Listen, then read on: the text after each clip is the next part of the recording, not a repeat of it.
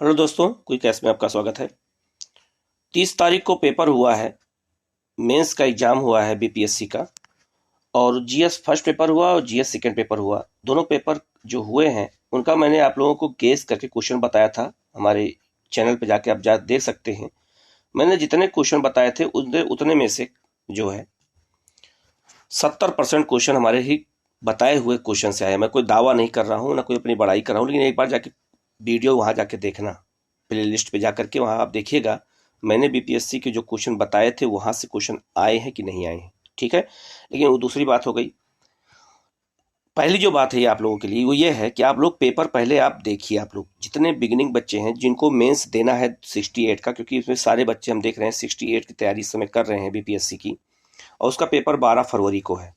इसलिए मेंस भी जो है 3 महीना बाद ही मेंस होगा, तो उनको ये क्वेश्चन देखना चाहिए कि जो पेपर में करंट अफेयर्स जुड़े हुए क्वेश्चन देखना चाहिए कि जो पेपर में लगातार चर्चा में रहता है वहां से ही क्वेश्चन आते हैं।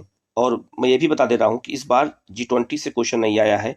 अगली बार जब 68 का जो मेंस देगा ना, वो G20 का क्वेश्चन देखेगा, और साथ में SCO संघाई सहयोग संगठन के क्वेश्चन भी अब आएंगे 100%। अभी से मैं गेस कर दे रहा हूँ। ठीक है, जो नए बच्चे हैं उनको ये जरूर देखना चाहिए कि कौन कौन से क्वेश्चन आए हैं। जैसे लिखा है, पहला है भारतीय राष्ट्रीय कांग्रेस की स्थापना के लिए उत्तरदायी कारणों पर उल्लेख कीजिए। आपको यहाँ बताना ये था कि भारतीय राष्ट्रीय कांग्रेस की स्थापना के लिए क्या कारण थे, और प्रारंभिक राष्ट्रवादियों के प्रति ब्रिटिश नीतियों का चर्चा कीजिए। हमारे यहाँ आप इतिहास में जब पढ़ते हैं उदारवाद और उग्रवाद, तो जो उदारवादी लोग थे वो राष्ट्रवादी लोग थे, और उन्होंने ब्रिटिश नीति के खिलाफ कैसा अपना काम किया था वही बताना था इसमें। ये क्वेश्चन मैंने गेस किया था, ये क्वेश्चन वहां से आया हुआ है। दूसरा क्वेश्चन है आपसे यहाँ, बहुत इंपॉर्टेंट, बहुत अच्छा क्वेश्चन आया था कि 1857 से लेकर 1947 के मध्य बिहार में पाश्चात्य और तकनीकी शिक्षा के विस्तार के क्रम को अनुरेखित कीजिए। मतलब ये बताना था कि 1857 से लेकर 1947 देश की आज़ादी तक बिहार में पाश्चात्य शिक्षा का और तकनीकी शिक्षा का विकास कैसे हुआ। ये क्वेश्चन मैंने गेस तो नहीं किया था, लेकिन ये क्वेश्चन बहुत अच्छा क्वेश्चन आया है बिहार में। इस तरह क्वेश्चन अगर बिहार में आते तो इसका मतलब हमें एनालिसिस पावर हमारी अच्छी होनी चाहिए, और हमें सोचने की क्षमता हमारी जब तक नहीं बढ़ेगी तब तक हम चीज़ों को लिख नहीं पाएंगे। आप लोग याद रखिएगा, ये इस तरह के क्वेश्चन देखना बहुत जरूरी है। ये आपका धर्म है। जो यूपीएससी या बीपीएससी या यूपीपीसीएस की तैयारी करने वाले, जो सिविल सर्विस तैयारी करने वाले हैं, उनको पेपर देखना बहुत जरूरी होता है, प्रीवियस ईयर के पेपर को। इसके बाद आप क्वेश्चन देखिए, इसमें क्वेश्चन दिया है कि एक प्रतिष्ठित राष्ट्रीय नायक के रूप में गांधी जी के उदय के लिए उत्तरदायी कारणों का आलोचनात्मक विश्लेषण कीजिए। आपको पता होगा कि दक्षिण अफ्रीका से जब गांधी आए थे तो 1917 में लेकर सबसे पहला उन्होंने आंदोलन किया था चंपारण का, और सबसे लास्ट उनका सबसे इम्पोर्टेंट आंदोलन था 1942 का भारत छोड़ो आंदोलन। तो इसी के बीच में एक नायक के रूप में कैसे गांधी जी उभरे, इसी के बारे में बताना था।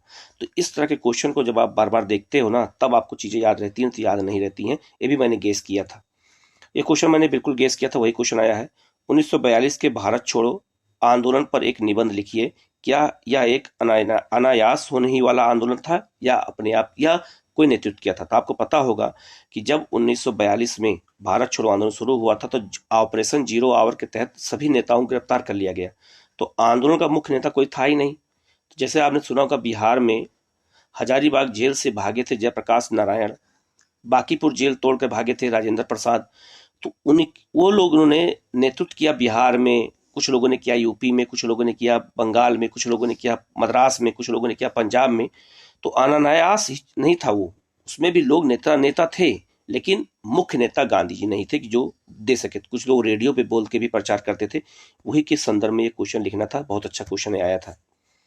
इसके बाद है एक करंट अफेयर से क्वेश्चन बहुत अच्छे अच्छे आए हैं। जैसे लिखा है, अग्निपथ विकास अथवा विनाश की ओर पथ है, टिप्पणी कीजिए। जो सरकार की योजना थी अग्निपथ, उसी को लेकर के आया था कि क्या अग्निपथ जो योजना आई थी उसको लेकर बहुत विवाद था उस समय। आप देख सकते हैं जो जो पेपर में आता है, जो विवाद ज्यादा होता है वहीं से क्वेश्चन पूछा जाता है एग्जाम में, याद रखिएगा।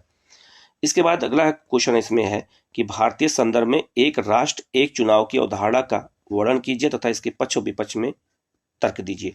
ये कुछ देखा होगा आपने, पेपर में बहुत ज्यादा चर्चा में रहता है कि क्या एक राष्ट्र एक चुनाव अगर कराया जाता है तो क्या जो है उससे क्या फायदा होगा, क्या नुकसान होगा। ये पेपर का सब्जेक्ट है, ये किसी विषय का सब्जेक्ट आपको मिलेगा ही नहीं। ठीक है, तो आप जब पेपर नहीं पढ़ेंगे तो आपको ये क्वेश्चन लिखने में आप नहीं लिख पाएंगे, याद रखिएगा। और जो लोग 68 जिनका बीपीएससी है वो भी याद रखें, क्वेश्चन जरूर देखें कि हमें आगे भविष्य में लिखना है तो क्वेश्चन हमें देखना पड़ेगा।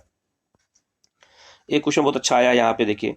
रूस यूक्रेन के मध्य युद्ध का मूल कारण क्या है, लगातार चर्चा में रहा है और भारत के विशेष संदर्भ में विश्व के राष्ट्रों पर इसके प्रभाव का उल्लेख कीजिए। इस क्वेश्चन को कई तरह से लिखना है, तोड़ना कैसे है।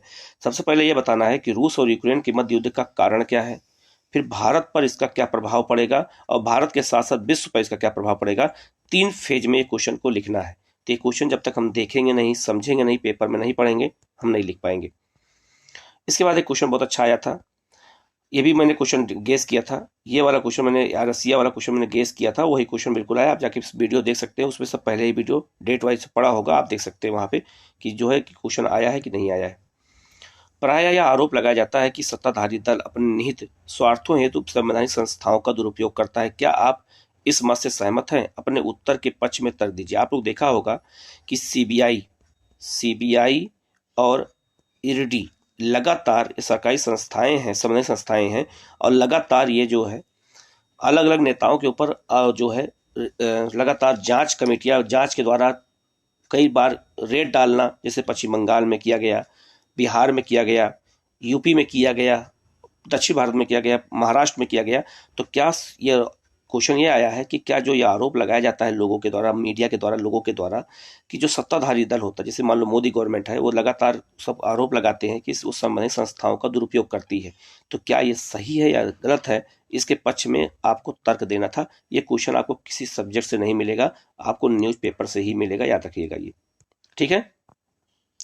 इसके बाद में इसमें मैथ के भी क्वेश्चन आते हैं, स्टैटिस्टिक्स के क्वेश्चन आते हैं, इसकी हम चर्चा बाद में करेंगे आप लोगों से। इसके बाद में है एक क्वेश्चन, देखो मैंने ये भी गेस किया था, बहुत इंपॉर्टेंट क्वेश्चन है कि मौर्यकालीन कला की प्रमुख विशेषताओं को वर्णन कीजिए। आप जाके मेरा वीडियो देखिएगा, मैंने इसको पूरा डायग्राम बना के बताया था कि मौर्यकालीन कला की क्या विशेषताएं हैं, पूरा मैंने बता दिया था वहाँ पे। आप जाके वीडियो देख सकते हैं, आपको मिल जाएगा वहाँ पे। ये क्वेश्चन मैंने गेस किया था। संथाल विद्रोह, ये भी मैंने बताया था, ये भी क्वेश्चन आया हुआ है। चंपारण सत्याग्रह, ये भी मैंने गेस किया था, ये भी क्वेश्चन आया हुआ है। रविन्द्रनाथ टैगोर का स्वतंत्रता आंदोलन में योगदान, ये भी मैंने क्वेश्चन गेस किया था। तीनों क्वेश्चन गेस किए थे, तीनों क्वेश्चन आपके आए हुए हैं। ये भी क्वेश्चन आप जाके वीडियो देख सकते हैं वहाँ पे। ये क्वेश्चन बहुत इंपॉर्टेंट था, ये भी मैंने गेस किया था। मैंने पूरा बताया था कि क्वाड में और I2 U2 में क्या अंतर है, मैंने ये सब बताया था। मैंने देखो यहाँ लिखा है, क्वाड की उत्पत्ति, सदस्यता, विकास और उद्देश्यों का वर्णन कीजिए और भारत के लिए इसका क्या महत्व है। ये क्वेश्चन मैंने गेस किया था, यही आ गया। और ये लगातार चर्चा में रहा है, 6 महीने लगातार चर्चा में रहा है ये, इसीलिए याद रखना अगली बार क्वेश्चन इस पे आएगा, I2 U2 क्या होता है, ये क्वेश्चन फिक्स से आप देख लीजिएगा, ये क्वेश्चन आना तय है, ठीक है। नेक्स्ट 68 जिनको BPSC देना है। इसके अलावा मैथ के क्वेश्चन सारे हैं और इसकी चर्चा हम लोग बाद में करेंगे। याद रखिएगा जिन लोगों को 68 मेंस देना है वो लगातार अपना स्टैटिस्टिक्स पे भी ध्यान देना शुरू कर दें पीटी के बाद, क्योंकि 72 नंबर का एक क्वेश्चन है और 72 नंबर में अगर आप कम से कम अगर 50 नंबर नहीं पाते हैं तो मेंस में आपकी कॉलिंग इंटरव्यू के लिए नहीं होगी, याद रखिएगा ये चीज़, ठीक है। तो आप लोग ये वीडियो को जरूर एक बार पूरा देखिएगा और क्वेश्चन को एनालाइज कीजिएगा। और जिन लोगों को 68 BPSC देना है, जो सीरियस बच्चे जिनको निकालना है, वो इस पेपर को देखें कि क्या हमसे गलती हुई है और क्या हम इस पेपर को बना पाएंगे कि नहीं बना पाएंगे, क्या हम इस पर कुछ लिख पाते हैं। अगर मान लीजिए आप तैयारी कर रहे हैं, क्या इस पर हम 5 मिनट कुछ लिख सकते हैं कि नहीं लिख सकते हैं, क्या हम इस पर 50 शब्द लिख सकते हैं नहीं लिख सकते हैं।